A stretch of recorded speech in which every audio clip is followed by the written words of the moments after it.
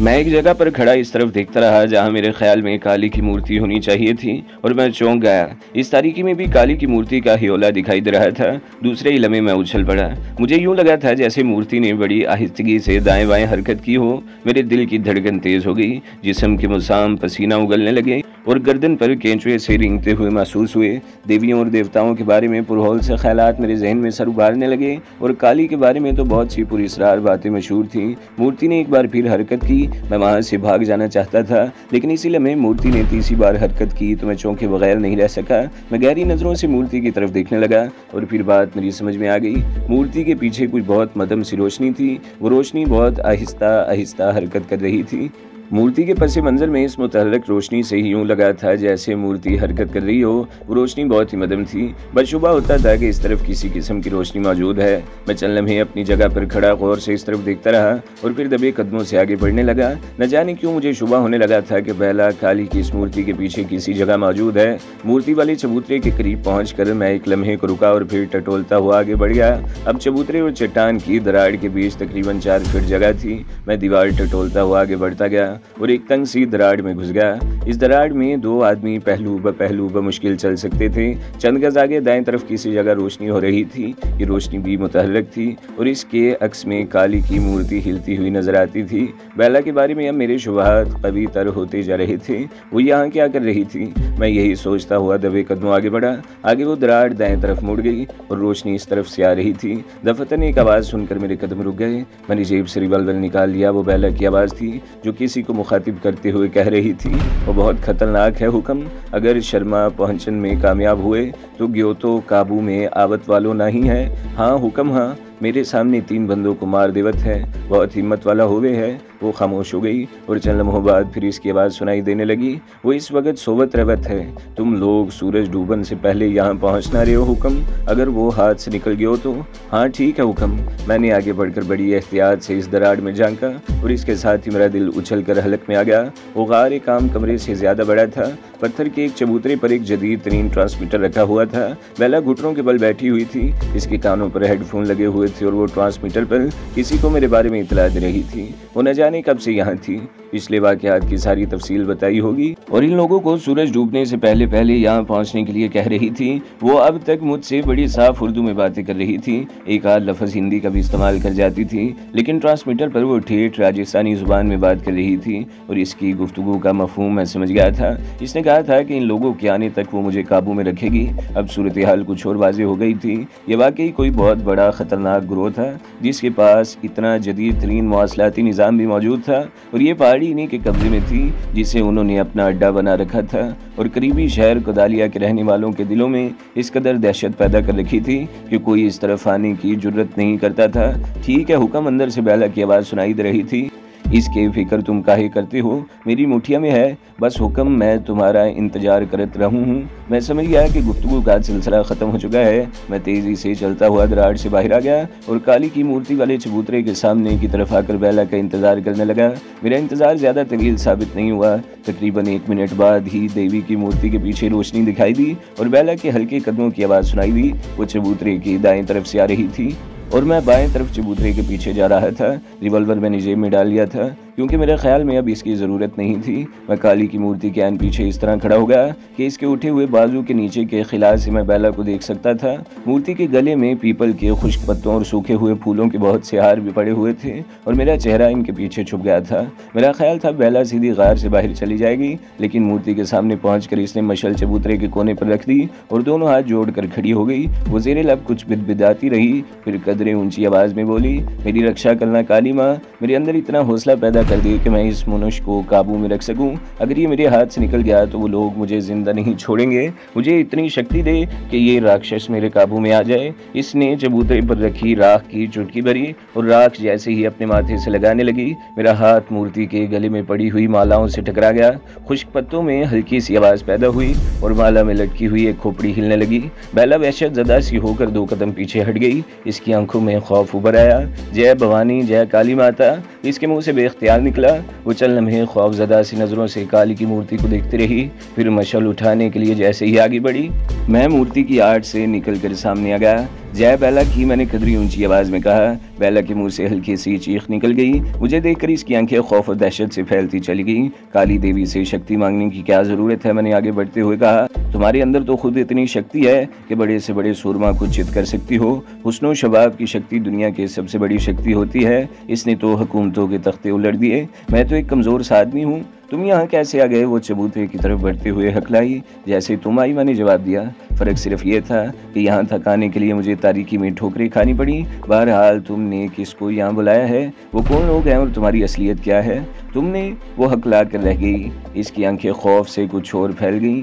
हाँ, मैंने ट्रांसमीटर पर तुम्हारी बातें सुन ली हैं, मैंने इसके चेहरे पर नजरें जमाते हुए कहा। अब ये बात समझ में आ गई है कि इस पहाड़ी के गारों में तुम लोगों ने अपना मुस्तकिल अड्डा बना रखा है। तुम्हारा ये ग्रोह किन सरगर्मियों में मसरूफ है और मुझे कहाँ ले जाया जा रहा है? मैं कुछ नहीं जानती, वो बदस्तूर चबूतरे की तरफ बढ़ते हुए बोली। और इस ब्रीफ केस में क्या है जो तुमने जीप में कहीं छुपाया हुआ है? मैंने एक और सवाल किया। इसने ट्रांसमीटर पर ही अपने मुखातिब को बताया था कि ब्रीफ केस इसने जीप में छुपाया था जो वहीं रह गया है। मैं तुम्हें कुछ नहीं बताऊंगी, बेला ने कहते हुए चबूतरे के किनारे पर पड़ी हुई मशल उठा ली। इसने मशल को लठ की तरह दोनों हाथों से पकड़ा और अचानक मुझ पर हमला कर दिया। मेरे लिए इसकी यह हरकत बिल्कुल गैर मुतवक्के थी। मैं बड़ी मुश्किल से अपने आप को बचा सका, लेकिन लड़खड़ाते हुए अपना तवाज़न कायम न रख सका और नीचे गिर गया।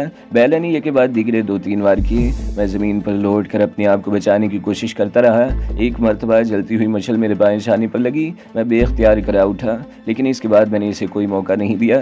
चोट खाने के बाद मैं बड़ी फुर्ती से उठ गया। मशल की वार को बाएं हाथ से रोका और दाएं हाथ से इसके पेट में घोंसा रसीद कर दिया। वो बिल बिलाकर दोहरी हो गई। मैंने मशल इसके हाथ से छीन कर फेंक दी और बेला को गिरफ्त में लेने की कोशिश करने लगा। वो मर्दों का दिल बहलाने में अच्छी थी तो लड़ाई भिड़ाई में भी कम नहीं थी, लेकिन मैंने इसे ज्यादा फैलने का मौका नहीं दिया। इसे उठाकर मैंने काली के चरणों के सामने चबूतरे पर पटक दिया और वो तैगा उठा लिया जो इंसानी जानों की भेंट के वक्त इस्तेमाल होता था। तैगा खासा वजनी था, इसका ब्लेड आगे से ज्यादा चौड़ा था, इस पर पिछली भेंट का खून जमा हुआ था। मैंने तैगा दोनों हाथों से उठाया तो खून की चंद पेड़ियां उखड़ कर बेला के सीने पर गिरी। इसकी आंखें खौफ से फैल गईं। मुसलमान होने के नाते मैं पत्थर की इन बेजान मूर्तियों को नहीं मानता था, लेकिन आज मैं काली के चरणों में तुम्हारी भेंट जरूर दूंगा, मैंने कहते हुए तैगे को सर से ऊपर उठा लिया। इस वक्त मेरी नज़र मूर्ति की तरफ उठ गई। एक स्याह कोबरा सूखे पत्तों की मालाओं से निकलकर नीचे की तरफ रेंग रहा था। अगर सूखे पत्तों में हल्की सी सिरसराहट की आवाज़ सुनाई न देती तो मैं इस खतरनाक सांप को न देख पाता।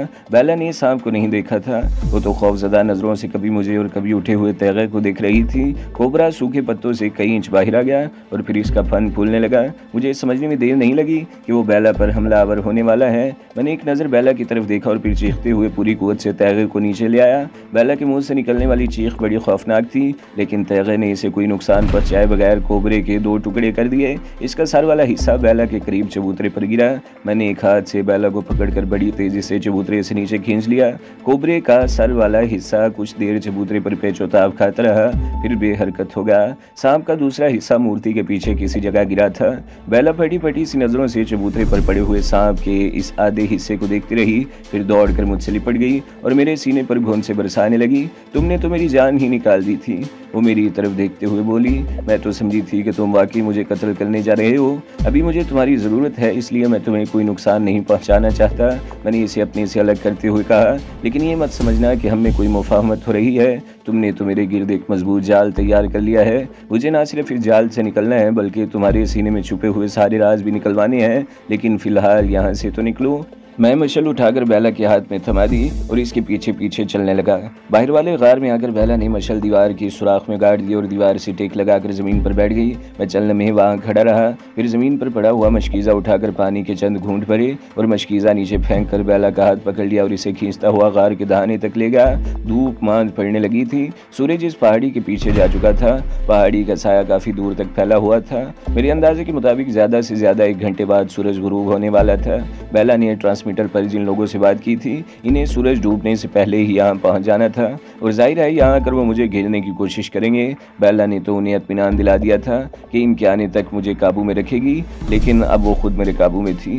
बेला को वहीं छोड़कर मैं पानी का मशकीज़ा उठा लाया और फिर बेला का हाथ पकड़कर मैं गार के दहाने से बाहर निकल आया। इन लोगों के आने से पहले पहले मुझे कोई महफूज जगह तलाश करनी थी। बेला मेरे साथ जाने से हिचकिचा रही थी, लेकिन मैं इसका बाजू पकड़कर अपने साथ खींचने लगा। गार के दहाने के सामने ढलान ढलान थी जो बहुत दूर तक चली गई थी। मैं गार से निकलकर इधर उधर देखने लगा और फिर चट्टान के साथ साथ दाएं तरफ चल पड़ा। मेरा ख्याल था कि इस तरह चट्टान में सामने के रुख पर कोई ऐसी महफूज जगह मिल जाएगी जहां से मैं सामने वाले रास्ते पर निगाह भी रख सकूंगा। हमने तकरीबन 50 गज का फासला तय किया होगा कि बेला ने अचानक ही हाथ छुड़ाकर मुझे जोरदार धक्का दिया और गार के दहाने की तरफ दौड़ने लगी। मैं इस ढलान पर कई गज तक लुढ़कता चला गया। अपने आप को संभालने के साथ ही मेरे जहन में ये ख्याल भी उभर आया कि अगर बेला गार में दाखिल होने में कामयाब हो गई तो मैं इसे तलाश नहीं कर सकूंगा। मैंने गार के 2 हिस्से ही देखे थे, लेकिन इसके अंदर इतनी दरारें और छोटे छोटे गार थे कि किसी को तलाश कर लेने का सवाल ही पैदा नहीं होता था। और बेला ने भी गालबन यही सोचा था कि अपने साथियों के आने तक अपने आप को मुझसे बचाए रखे और फिर वो लोग मुझे घेरने की कोशिश करेंगे। मैं भूखा प्यासा कब तक छुपा रहूंगा। ये ख्याल आते ही मैंने जेब से रिवॉल्वर निकालकर गोली चला दी। इत्तेफाक से गोली निशाने पर लगी। बेला चीख कर गिर पड़ी और ढलान पर लुढ़कती चली गई। मैं तेजी से इसकी तरफ दौड़ा। इस दौरान वो ढलान पर लुढ़कती हुई तकरीबन 20 गज नीचे आ चुकी थी। इसकी चीखें भी रुकने का नाम नहीं ले रही थी। आगे ढलान पर एक बड़ा सा नोकदार पत्थर पड़ा था, लेकिन इससे पहले कि वो पत्थर से टकराती मैंने इसे रोक लिया और अब भी होले होले चीख रही थी। उठाने से पहले मैंने उलट पलट कर देखा और फिर मेरे सामने से गहरा सांस निकल गया। मेरी गोली इसकी बाएं पिंडली की खाल को चीरती हुई चली गई थी, जिससे बहुत मामूली सा जख्म रिस रहा था। मामूली सी खाल छिली थी, कोई क़यामत नहीं आ गई। मैंने इसे बाजू से पकड़कर उठा दिया। अगर यही गोली तुम्हारी खोपड़ी में लगती तो क्या होता, लेकिन अब दोबारा ऐसी हरकत करोगी तो। मैंने जानबूझकर जुमला अधूरा छोड़ा। वो लंगड़ाती हुई मेरे साथ चलती रही। इसके हलक से कराहें सी खारिज हो रही थी। 15-20 गज तक ढलान पर लुढ़कने से इसे कुछ और चोटें भी आई थी। मैं बेला का हाथ पकड़कर चट्टान के साथ साथ चलता रहा। 70-80 गज का फासला तय करके मैं एक तंग सी दरार के सामने रुक गया। ये दरार 60 का जाविया बनाती हुई ऊपर को चली गई थी।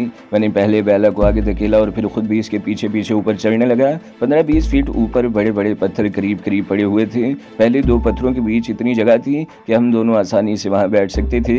मैंने आसपास का जायजा लिया और फिर सामने देखने लगा। इसके साथ ही मेरे होंठों पर खफीफ सी मुस्कुराहट आ गई। चट्टान का यह हिस्सा पहाड़ी में जरा आगे को निकला हुआ था। यहाँ से न सिर्फ गार का दहाना नजर आ रहा था, बल्कि सामने भी दूर दूर तक देखा जा सकता था।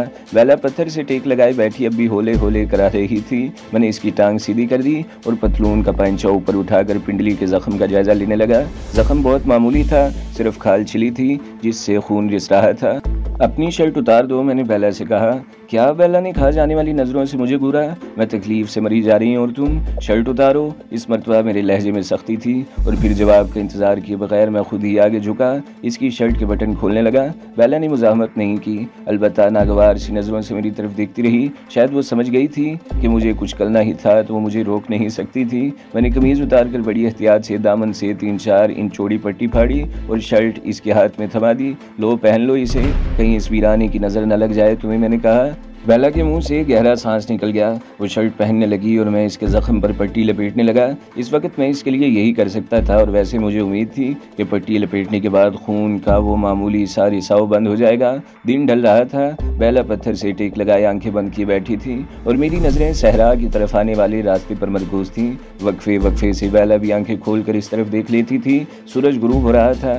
बेला की आंखों में अब तशवीश उभर आई थी। मैं इस सहराई रास्ते की तरफ देखते हुए सोच रहा था कि कहीं उन्होंने अपना प्रोग्राम बदल तो नहीं दिया। वो तो ये जानते थे कि मैं बेला की साजिश से बिल्कुल लाइलम हूँ और हो सकता है उन्होंने ये सोचा हो कि रात की तारीकी में छापा मारेंगे और इस वक्त मुझे कहीं भागने का मौका भी नहीं मिलेगा। इस तरह मैं आसानी से इनकी गिरफ्त में आ जाऊंगा और फिर दफतन मैं चाहूँगा। सामने बहुत दूर एक स्याह नुक्ता सा हरकत करता हुआ नजर आया। कुछ ही देर बाद गुरर गुरर की मदम सी आवाज़ भी सुनाई देने लगी जो रफ्ता रफ्ता वाज़ेह होती गई। वो कोई गाड़ी थी जो ढलान के करीब रुक गई। 3 आदमी गाड़ी से उतरे और ढलान पर चढ़ने लगे। इनका रुख गार के दहाने की तरफ था। चलो उठो यहाँ से, मैंने बेला की तरफ देखते हुए कहा और साथ ही जेब से रिवॉल्वर निकाल लिया। अगर तुम्हारे मुंह से आवाज़ निकली या इन्हें मुतवज्जा करने के लिए कोई हरकत की तो गोली इस मरतबा तुम्हारी खोपड़ी में लगेगी। मैं इसे हाथ से पकड़कर खींचता हुआ इस ढलानी दरार में लुढ़क गया। सन्नाटे में पत्थर के लुढ़कने की आवाज़ खासी बुलंद थी। मैं एकदम रुक गया। बेला को भी मैंने हाथ से पकड़ रखा था ताकि वो कोई हरकत न कर सके। चंद सेकंड्स गुजर गए, कोई रद्द-ए-अमल सामने नहीं आया। मैं दरार से निकल आया था।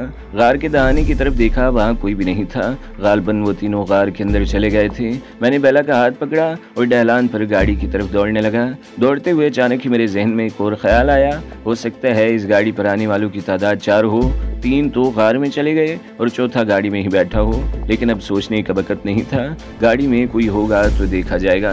ढलान पर दौड़ते हुए बेला के मुंह से अजीब सी आवाज़ें निकल रही थीं और ये आवाज़ें इन्हें हमारी तरफ मुतवज्जा कर सकती थीं। मुंह बंद रखो और तेज़ दौड़ो, मैं इसकी तरफ देखते हुए गुर्राया। बेला ने दूसरा हाथ मुंह पर रख लिया। हम गाड़ी से चंद गज दूर ही थे कि बेला लड़खड़ा गई। मैंने इसे संभालने की कोशिश की मगर कामयाब न हो सका और इसके साथ खुद भी गिर गया, लेकिन मैंने संभलने में देर नहीं लगाई। मैंने बेला को भी हाथ से पकड़कर उठा दिया और इसे खींचता हुआ गाड़ी की तरफ दौड़ा।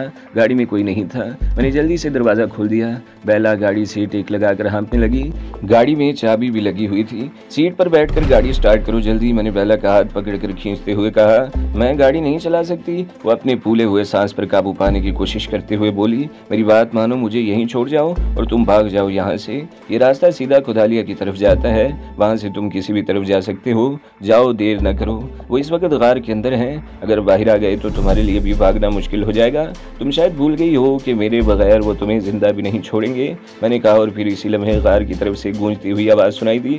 वो इधर कौन है गाड़ी के पास? जल्दी करो, उन्होंने हमें देख लिया है, मैंने चीख कर बेला से कहा और इसे सीट पर धकेल दिया और मुड़कर देखा। गार के दाहिने पर एक आदमी खड़ा था जो अब अंदर की तरफ रुक करके चीख रहा था। जग्गन रामू, भाग्यो रे, वो लोग इधर को भागत रहे हैं। मैं गाड़ी के ऊपर से घूमकर पैसेंजर सीट का दरवाज़ा खोल रहा था कि फिजा फायर की आवाज़ से गूंज उठी। राइफल का सिंगल शॉट था। गोली गाड़ी से चंद फीट आगे रेत में धंस गई। मैंने घूमकर रिवॉल्वर से एक के बाद दीगरे 3 फायर किए। एक गोली निशाने पर लगी, वो शख्स चीखता हुआ ढेर हो गया। बेला के नेशन में लगी हुई चाबी घुमाने की कोशिश कर रही थी मगर इसका हाथ कांप रहा था। वो जानबूझकर ऐसा कर रही थी। मैंने पैसेंजर सीट पर बैठे हुए रिवॉल्वर की नाल इसके पहलू में गाड़ दी। 1 सेकंड में इंजन स्टार्ट ना हुआ तो तुम्हारे इस खूबसूरत जिस्म में सुराख कर दूंगा। मेरे मुंह से गुर्राहट निकली। ये धमकी काम कर गई और अगले ही लम्हे इंजन स्टार्ट हो गया। मैंने मुड़कर देखा, गार के दाहिने पर अब एक हियोला नजर आ रहा था। रिवर्स में जितनी तेज ले जा सकती हो ले चलो, मैंने बेला के जिस्म पर रिवॉल्वर का दबाव डालते हुए कहा। मेरा ख्याल था कि यू टर्न लेने के लिए गाड़ी कुछ तो आगे जाएगी और इस तरह हमारे और गार के दरमियान फासला कम हो जाएगा। बेला के दोनों हाथ कांप रहे थे। गाड़ी लहराती हुई तेजी से पीछे की तरफ दौड़ रही थी और फिर इसी लम्हे गार की तरफ से फायरिंग शुरू हो गई। राइफल का पूरा ब्रेस्ट मारा गया था। मैंने भी हाथ बाहर निकालकर 1 राउंड फायर किया, फिर हाथ खींच लिया और रिवॉल्वर की रेंज से निकल चुके थे। गोलियां ज़ाया करने का कोई फायदा नहीं था। गार की तरफ से एक और ब्रेस्ट मारा गया। इस मरतबा छनाके की आवाज़ भी सुनाई दी। मैं तेज़ी से नीचे झुक गया। मेरा ख्याल था कि विंडो स्क्रीन में गोली लगी थी, लेकिन स्क्रीन सलामत थी। गाड़ी तकरीबन 400 गज दूर जा चुकी थी। गाड़ी रोको और अब यू टर्न ले लो, मैंने कहा। रिवॉल्वर की नाल बदस्तूर बेला के पहलू से लगी हुई थी। बेला ने गाड़ी रोक ली और गियर बदल कर यू टर्न लेते हुए इसे दौड़ा दिया। मैंने इसके पहलू से रिवॉल्वर हटा लिया और पीछे मुड़कर देखने लगा। वो लोग फायरिंग करते हुए अगरचे गाड़ी के पीछे दौड़ रहे थे मगर बहुत पीछे रह गए थे और अंधेरे में नजर भी नहीं आ रहे थे। बेला के जिस्म पर हल्की सी कपकपाहट तारी थी, लेकिन दोनों हाथ सख्ती से स्टीयरिंग पर जमे हुए थे और वो गाड़ी को संभाले हुए थी। ये 4 व्हील टर्बो इंजन वाली लैंड क्रूजर थी। सहराओं में ऐसी ही गाड़ियां काम देती हैं। कोई आम गाड़ी तो रेत पर चंद गज से ज्यादा नहीं चल सकती। मैंने पीछे मुड़कर देखा तो मेरी आंखों में चमक सी उभर आई। पिछली सीट पर एक राइफल पड़ी हुई थी। मैंने पीछे झुककर वो राइफल उठा ली और मेरे होंठों पर मुस्कुराहट आ गई। ये रूसी काराकोफ राइफल थी। साइज में अगरचे क्लाशनकोफ से छोटी थी मगर इससे ज्यादा तबाकुन थी। इसकी रेंज भी क्लाशनकोफ से ज्यादा थी। इसमें नीचे 60 गोलियों वाला एक लंबा मैगजीन लगा हुआ था। मैंने राइफल को उलट पलट कर देखा और इसे ऑटोमेटिक पर सेट करके रिवॉल्वर जेब में डाल लिया। पिछली सीट पर कैनोस का एक थैला और राइफल के 3 मैगजीन और भी रखे हुए थे। मैं सीधा होकर बैठ गया। इस वक्त तक हम पहाड़ी से 2 मील दूर आ चुके थे। बेला ने हेडलैम्प्स रोशन किए तो मैं चीख उठा, हेडलैम्प्स बुझा दो, रास्ते से तुम वाकिफ हो, रोशनी की जरूरत नहीं है। बेला ने हेडलैम्प्स ही नहीं अंदर की बत्ती भी बुझा दी। तुम इंसान नहीं दरिंदे हो। बेला मेरी तरफ देखे बगैर बोली, अपनी तमाम तर दरिंदगी के बावजूद तुम जिंदा बचकर नहीं जा सकोगे। तुमने यहाँ इनके एक आदमी की हत्या की है, वो तुम्हें किसी सूरत जिंदा नहीं छोड़ेंगे। जब तक तुम मेरे साथ हो वो मेरा कुछ नहीं बिगाड़ सकेंगे। मैंने कहा, इस खुशफहमी में मत रहना। बेला ने कहा, अब वो लोग मुझे भी माफ नहीं करेंगे। अगर वो लोग पूरी रफ्तार से दौड़ते हुए आए तो 2-2.5 घंटे से पहले तो कदालिया नहीं पहुंच सकेंगे, जबकि हम इस वक्त तक कदालिया से बहुत दूर निकल चुके होंगे। ये भी तुम्हारी खुशफहमी है कि हम कदालिया पहुंच सकेंगे। बेला ने कहा, तुम भूल गए हो कि इस गार में एक ट्रांसमीटर भी मौजूद है और ऐन मुमकिन है कि कदालिया में अपने साथियों को हमारे फरार की इतला दे चुके हों। ऐसी सूरत में वो लोग हमें रेगिस्तान में घेरने की कोशिश करेंगे। ओ मैं उछल पड़ा, इस ट्रांसमीटर को तो मैं वाकई भूल गया था। क्या कुदालिया पहुंचने का कोई और रास्ता नहीं है? जरा आगे जाकर हम इस रास्ते से हटकर किसी भी तरफ से निकल सकते हैं। बेला ने जवाब दिया। रफ्तार बढ़ा दो और फिर किसी और तरफ से निकलने की कोशिश करो, मैंने कहा। बेला इस वक्त अपने आप पर मुकम्मल काबू पा चुकी थी। स्टीयरिंग भी पूरी तरह इसके कंट्रोल में था। इसने रफ्तार कुछ और बढ़ा दी और फिर थोड़ा ही फासला तय करने के बाद इसने गाड़ी को असल रास्ते से हटाकर आहिस्ता आहिस्ता बाएं तरफ मोड़ना शुरू कर दिया। इस तरह हमारा रुख किसी कदर तिरछा हो गया था। हम कुदालिया शहर के बाएं तरफ निकलेंगे, लेकिन मुझे तवक्का नहीं कि हमारी ये कोशिश कामयाब हो सकेगी, बेला ने कहा। लेकिन मेरा ख्याल है कि वो हमारा रास्ता नहीं रोक सकेंगे, मैंने जवाब दिया। लैंड क्रूजर तेजी से दौड़ती रही। इस इलाके में रेत कुछ ज्यादा सख्त और जमी हुई थी। वैसे भी आगे नशीबी इलाका था, इसलिए गाड़ी की रफ्तार में खुद ब खुद इजाफा होता जा रहा था। 5-6 मिनट बाद दाएं तरफ से बहुत दूर बहुत मदम सी रोशनियां टिमटिमाती हुई नजर आने लगी। वो किसी आबादी की बिखरी हुई रोशनियां थीं जो बहुत दूर तक फैली हुई थीं। इससे ये भी अंदाजा लगाया जा सकता था कि वो आबादी कितनी बड़ी हो सकती है। मर गया हो, बेला की करहती हुई आवाज़ सुनकर मैं चौंका। क्या हुआ, मैंने जल्दी से रुख बदलते हुए पूछा। वो आ रहे हैं, बेला एक बार फिर कराही। इसे के चेहरे पर खौफ के तासुरात उभर आए थे। वो सामने देखो, एक गाड़ी हमारी तरफ आ रही है। मैं इस तरफ देखने लगा। सामने बहुत दूर दो रोशनियां उछलती हुई हमारी तरफ आ रही थी। जाहिर है वो कोई गाड़ी ही थी जिसके हेडलैम्प्स रोशन थे। किसी तरफ भागने की कोशिश बेकार थी। खुले सहरा में हम कहाँ जा सकते थे? वो हमें बड़ी आसानी से घेर सकते थे। दफतन मेरे जहन में एक और ख्याल आया। इसमें अगरचे खतरा था, लेकिन इसके बगैर कोई चारा भी नहीं था। गाड़ी रोक लो, मैंने बेला की तरफ देखते हुए कहा। तो दोस्तों, अगली किस्त सुनने के लिए हमारे चैनल को ज़रूर सब्सक्राइब करें, वीडियो को लाइक करें और बेल के आइकन पर भी क्लिक कर दें ताकि हर जो आने वाली वीडियोज़ हैं वो आपको सबसे पहले मिलती रहें।